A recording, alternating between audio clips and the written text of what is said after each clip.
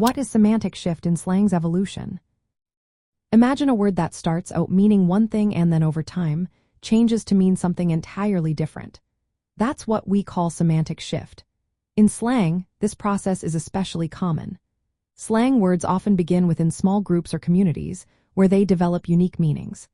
As these words spread beyond their original groups, their meanings can change.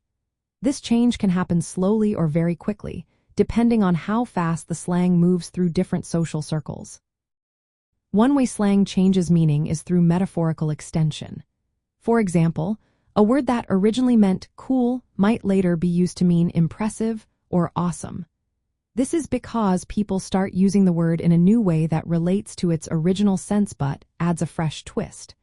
Another way is broadening, where a slang term begins to cover more situations or objects than it did before.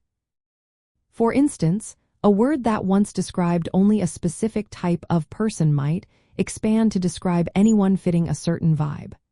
Conversely, narrowing happens when a word becomes more specific, like a term that initially described many things but now only refers to one particular idea. Shift in connotation is also common.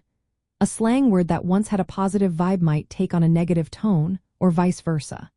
For example, a term that once meant excellent could become sarcastic or even insulting over time. These changes are driven by cultural shifts, new technologies, and how society views certain words. When slang becomes mainstream, its original meaning can be altered or lost as the word is adopted by a wider audience. Sometimes, the original group that created the slang moves on, and new meanings develop as the word enters popular culture. Understanding this process helps explain why slang is so flexible and always changing. It also shows how language reflects social attitudes and cultural trends.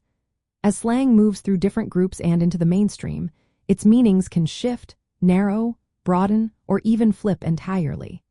This is part of the natural life cycle of slang, from creation in a small group to widespread use, and eventually to decline or transformation.